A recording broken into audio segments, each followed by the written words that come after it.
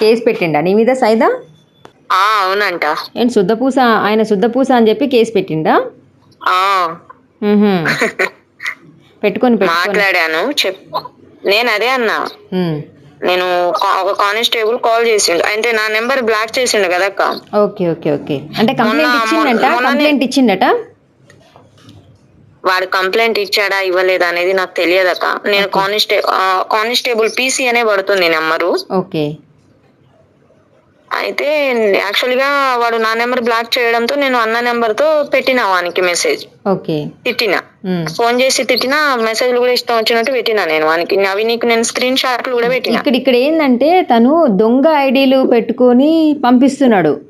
So రేపు ఏంటంటే నేను కాదు అదని చెప్పేసి అని చేతులు ఎత్తేద్దాము అని అనుకుంటున్నాడేమో. బట్ నేనెందుకు ఊరుకుంటా? రేపు కంప్లైంట్ చేయనా, సైబర్ క్రైమ్లో కంప్లైంట్ చేయనా? ఇప్పుడు అవన్నీ నా దగ్గర అన్ని ప్రూఫ్స్ అన్నీ ఉన్నాయి మొత్తం.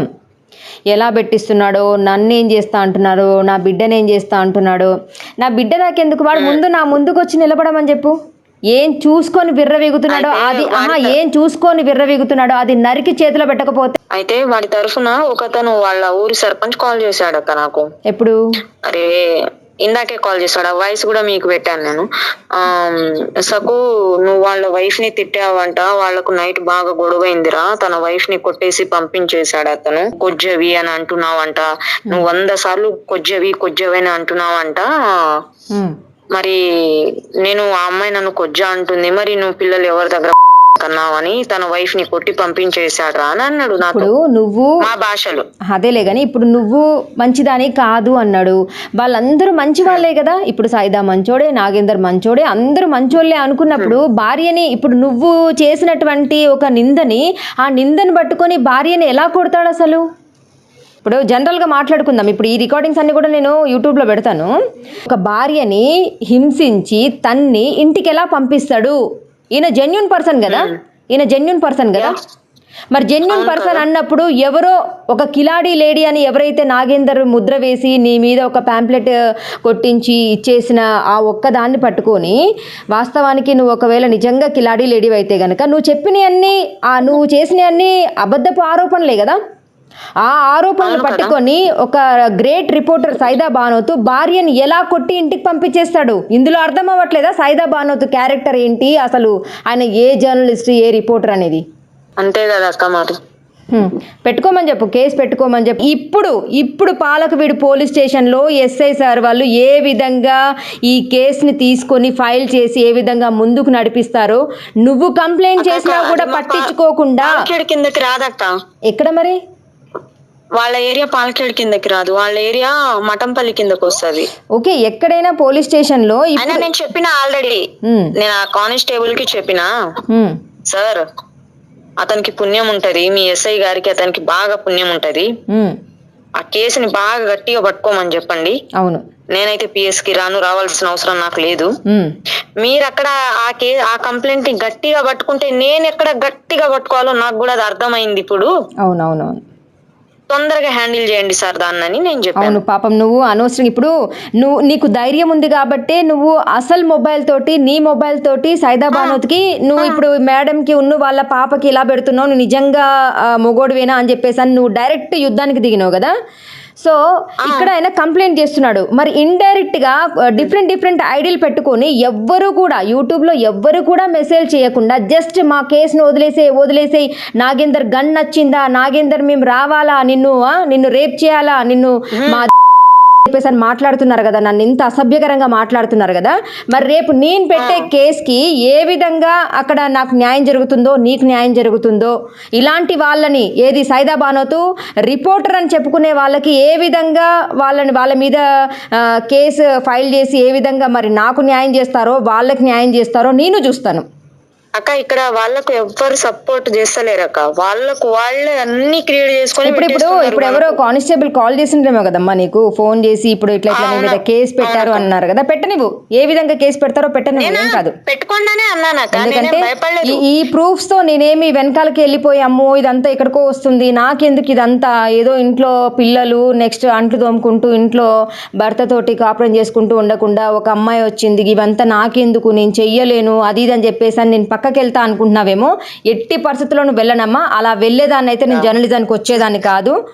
నేను చావనన్నా చస్తాను, కానీ ఎట్టి పరిస్థితుల్లో వెనకడుగు వెయ్యను. కాకపోతే వాడు 2 రోజుల తర్వాత చేస్తాడేమో, నన్ను అటాక్ చేసి 2 రోజులు ముందు చంపుతాడేమో, కానీ 10 మంది గుండెల్లో బ్రతికే ఉంటాను ఒక గ్రేట్ జర్నలిస్ట్గా.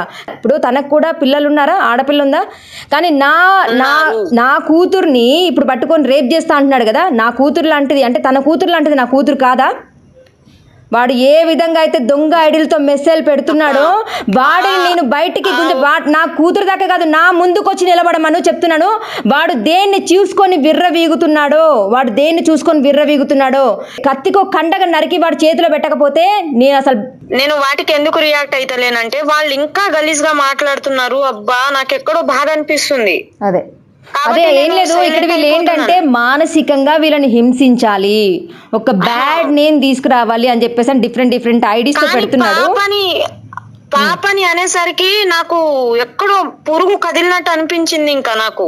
అదే నిజంగా నేను అందుకనే అంటున్నాను, అసలు నిజంగా తల్లిదండ్రుల పెంపకం మంచిదైతే ఇలాంటి దరిద్రులు ఎందుకు వస్తారు రోడ్డు మీదకి? ఓకే, తల్లిదండ్రులకు తెలియదు, పాపం మంచిగానే పెంచారు అనుకుందాము. మరి ఇలాంటి వాడు ఇలా చేస్తున్నాడని తెలిసినప్పుడు ఇప్పుడు తండాలు అందరు మాట్లాడుకోవట్లేదా ఇలా ఉంది అని చెప్పేసి అని? మరి తల్లిదండ్రులు వాడికి బుద్ధి చెప్పట్లేదా? వాడికి బుద్ధి చెప్పరా? వాళ్ళ రెస్పాన్సిబిలిటీ కాదా? చెప్పారక్క.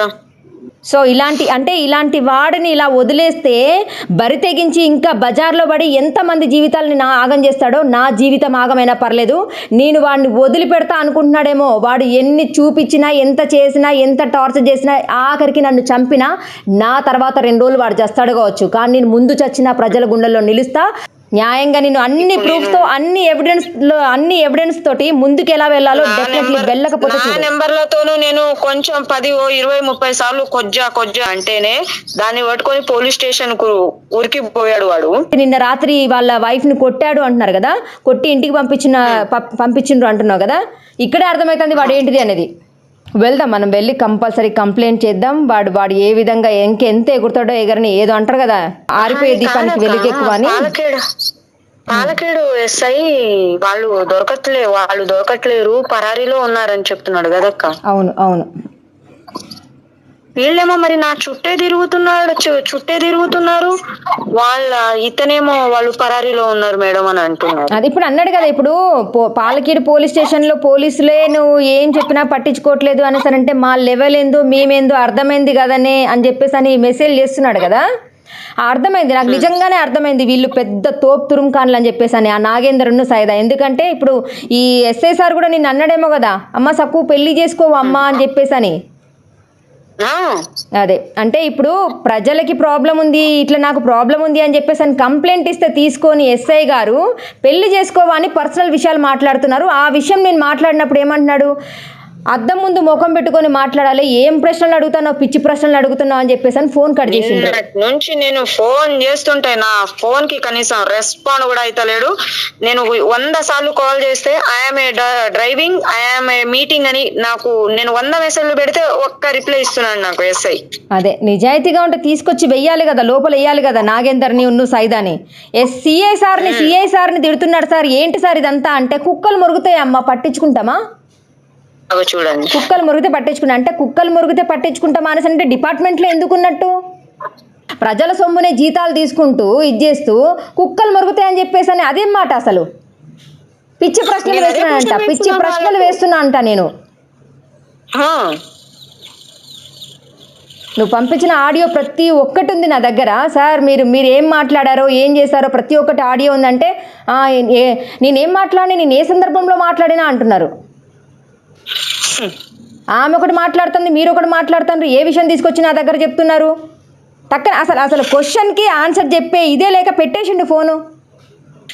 ఎక్కడి దాకా వెళ్ళినా పర్వాలేదు. నేను అనుకున్న ఫస్ట్లో మీ ఇద్దరిది మిస్టేక్ ఉంది, అది ఇది ఉంది అని అనుకున్నాను. కానీ నాకు ఇప్పుడు నేను ఒక జెన్యున్గా న్యూస్ పెడుతూ ఉంటే నన్నే ఇంత మెసేజ్ పెడుతూ ఇంత ఆడుకుంటున్నారంటే వాళ్ళు నిజంగా దే ఆర్ రియల్లీ గ్రేట్. అసలు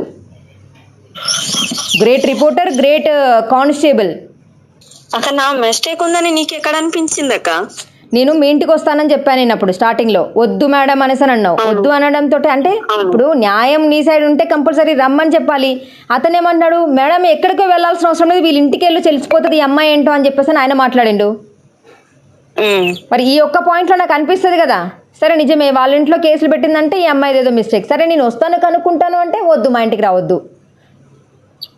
ఎవరికైనా అనిపిస్తుంది, నాకే కాదు ఏ జర్నలిస్ట్కైనా అనిపిస్తుంది, అరే ఏంటిది ఏదైనా నిజంగా ఈమె సైడ్ తప్పు లేకపోతే ఇంటికి రమ్మనాలి కదా, రావద్దు అంటుందని కొద్దిగా డౌట్ వచ్చింది, నాకు కూడా వచ్చింది. కానీ తర్వాత నెక్స్ట్ డేనే డిలీట్ చేయని చెప్పేసి అప్పటి నుంచి నాకు కాల్స్ చేయడం, మెసేజ్ చేయడం, ఇవన్నీ చేయడం చూస్తుంటే అరే కొంత కూడా వాళ్ళకి పేషెన్సీ అనేది లేకపోతే నిజంగా ఈ అమ్మాయి మీద వేసిన నిందలా లేదంటే నిజాలేనా అని చెప్పేసి అని దీన్ని ఎట్టి పరిస్థితుల్లో నువ్వు వదిలిపెట్టొద్దు అని చెప్పేసి అని నేను ఇప్పటి వరకు తీసుకొస్తున్నా. ఇప్పటిదాకా కాదు, ఇది పులి స్టాప్ వచ్చేంత వరకు కూడా నేను వదిలేసి పక్కకి వెళ్ళే ప్రసక్తే లేదు.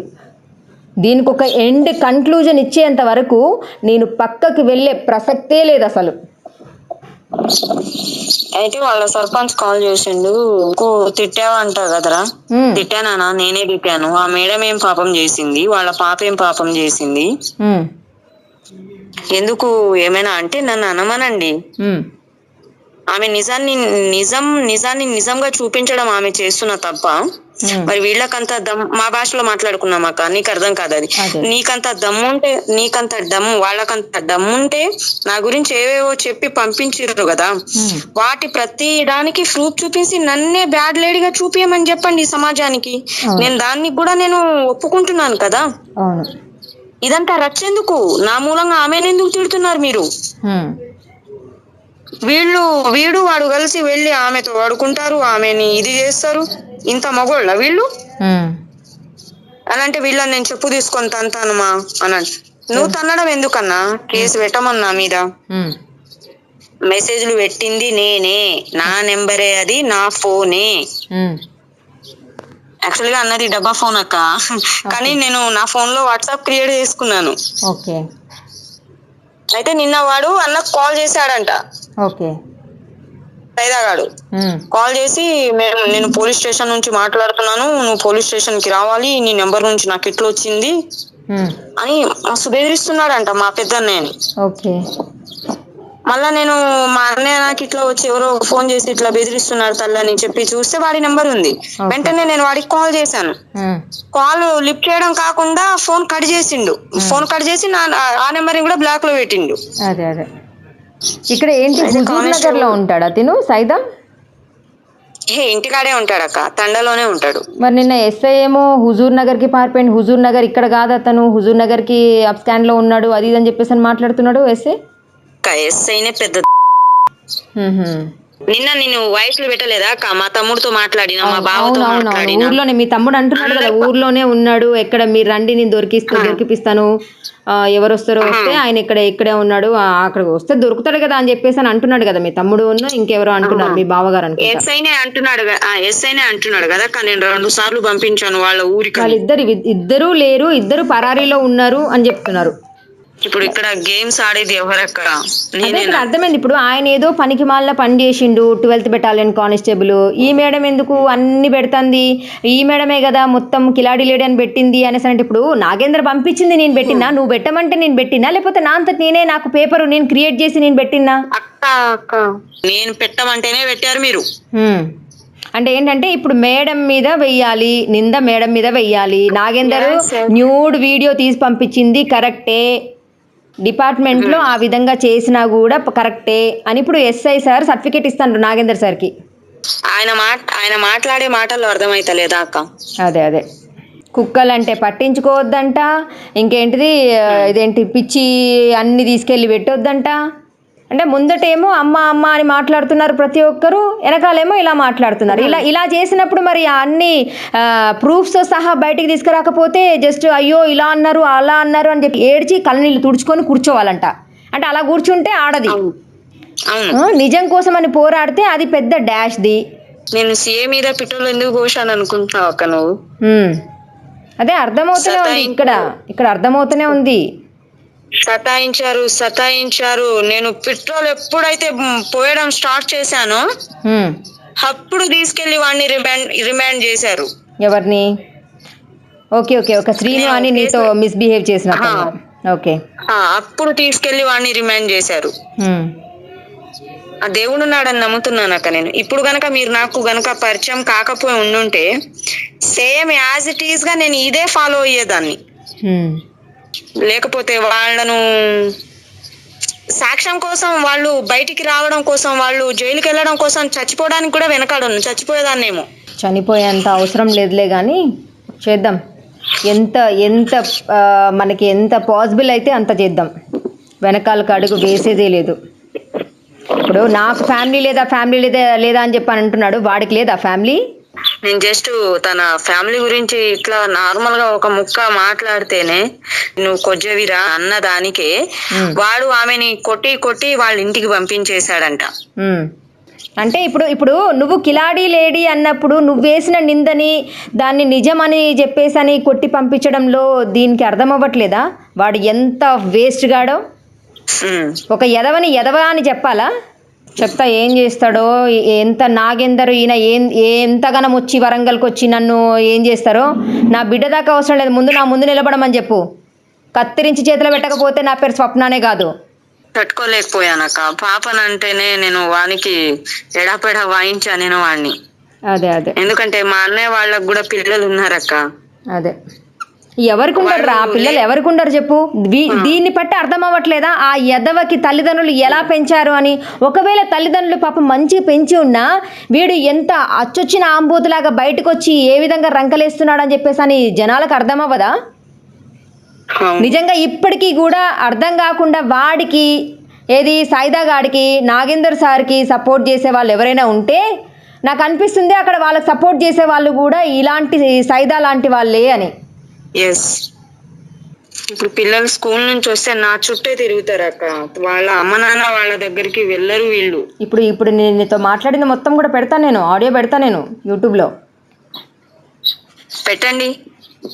నిజాలు బయటికి రావట్లే కదా మరి. ఇంతసేపు కొన్ని ఛానల్స్ ఏంటంటే డబ్బులు తీసుకొని అటు ఇటు ఇది చేసేసి సెటిల్మెంట్లు చేసి ఇదైపోయినాయి కదా. సరేరా మరి, ఓకేనా?